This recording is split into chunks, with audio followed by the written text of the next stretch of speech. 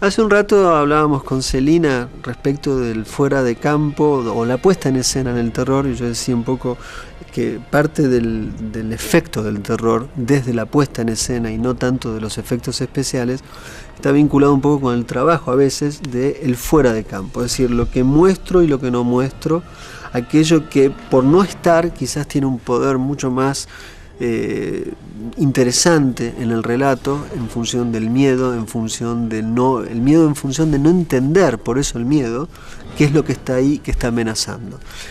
Y bueno, es un poco la clave del terror a veces. Sí, yo creo que entre lo evidente y lo oculto está la clave del terror, que tanto lo evidente como lo oculto dispara a lo mejor subgéneros dentro del propio terror.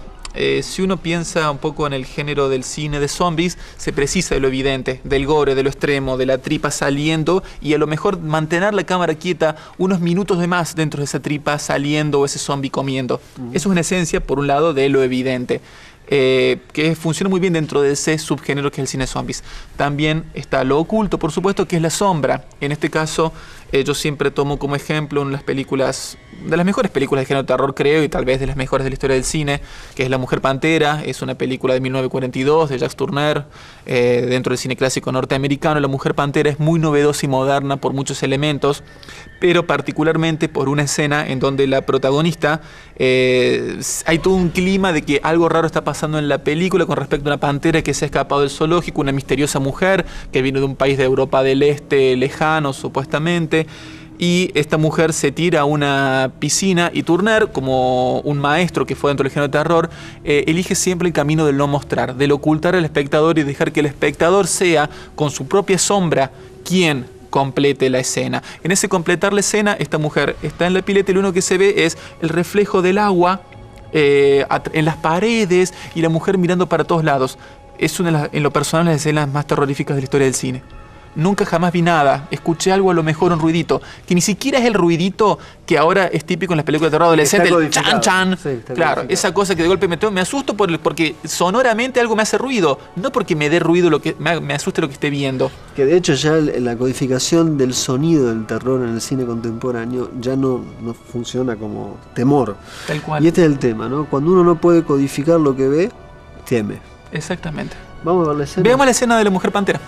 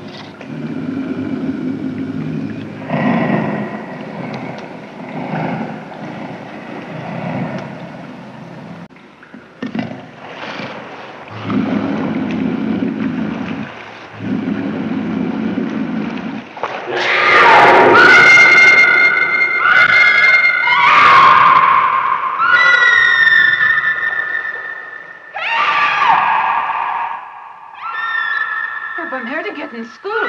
Gee whiz, Mrs. Hansel. Oh, come here, window.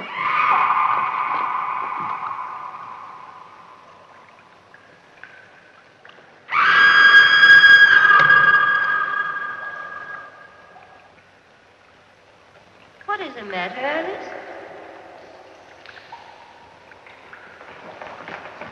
What, Bonnets, Miss Moore? Gee whiz, dearie, are you all right? It's nothing. It was dark down here, and Mrs. Reed coming in unexpectedly frightened me. I'm terribly sorry.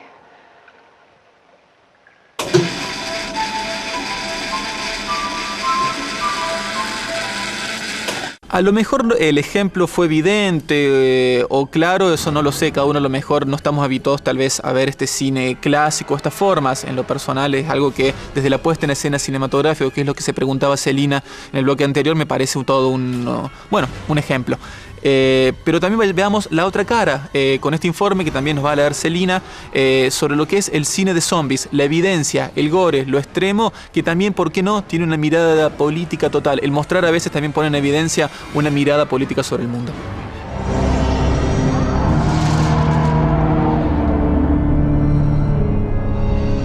El cine de y con zombies es mucho más que un subgénero del cine de terror. George Romero dignifica el gore típico de tripas y sangres con la increíble Noche de los Muertos Vivos en 1968. Allí afianza las bases de la producción futura, mostrando que el cine clase B no es solo un género descerebrado para trasnochados, sino que funciona también como una compleja alegoría política. Desde una convencida militancia de izquierda, Romero da certezas y lúcidas críticas sociales a la pacata moralidad establecida del American Way of Life. La sociedad de consumo al descubierto en El Amanecer de los Muertos, o cómo refugiarse de un zombie al meterse en un shopping center, hasta el reproche al militarismo galopante de los Estados Unidos en el Día de los Muertos. Así, se conforma una saga entera de muertos come cerebros y una cantidad de películas a lo largo del globo terráqueo que dictaminan al cine de zombies como un templo en sí mismo.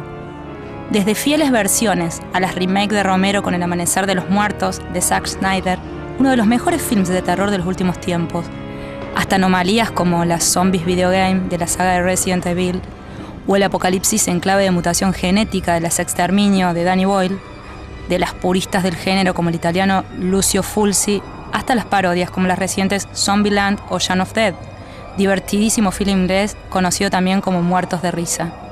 El zombie como excusa para poner en juego todo elemento social candente sobre el tapete. Hay films de zombies con nazis surgiendo de las tumbas de las SS en Death Now. Como contraparte, films de zombies judíos.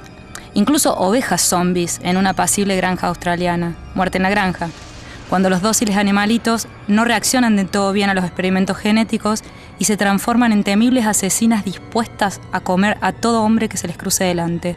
Pero el gran creador, George A. Romero, continúa en la actualidad con su saga Zombie, desnudando los males del capitalismo más verticalista en Tierra de los Muertos y apuntando sus cañones a la hipocresía de los medios de comunicación en la era YouTube en el Diario de los Muertos.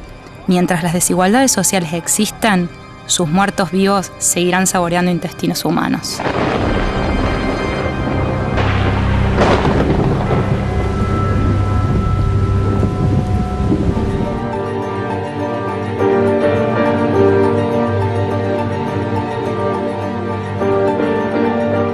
A recomendar 3 películas que pueden transformar tu estado de ánimo. La primera es Donde viven los monstruos y Marley y yo. Esas son un antídoto genial para el enojo. Son como una patada en el estómago que transforma esa bronca. La segunda es una película para contrarrestar o profundizar la alegría. Tiene 2 opciones. Es la película de Mike Leigh que se llama La felicidad trae suerte. Y el tercer estado de ánimo es ese estado de apatía o de sentir que no sos parte de este mundo. Para esos momentos te recomendamos la película de Chris Marker que se llama Sin Sol. Fíjate, encontrate con esa parte de la sensibilidad y decinos o sugerinos qué te pareció.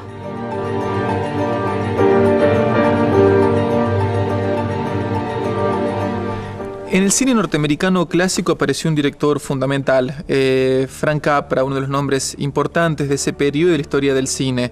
Un director que supo captar un Zeitgeist, ese espíritu de la época retratado en sus personajes, siempre mostrando el americano medio, y no dicho esto peyorativo, sino realmente con un convencimiento de la clase, y que esa clase media, ese americano medio, era esencial para el desarrollo de una nación, para el nacimiento inclusive también de una nación y de un American Way of Life. Insisto, todo esto está sacado de toda ironía y dicho sin vicio alguno de crítica a ese modelo, pero ojo, que tampoco lo ocultaba. Esto tenía de grandioso el cine de Frank Capra.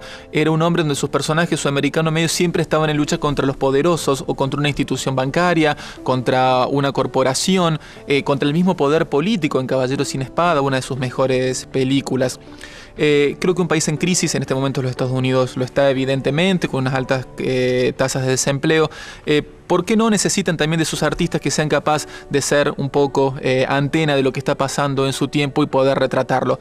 ¿Los estamos extrañando? ¿Aparecerá un Frank Capra en nuestra época? No lo sé. Pero bueno, simplemente me queda la pregunta. Esto fue El Cinematógrafo, el cine en la tele.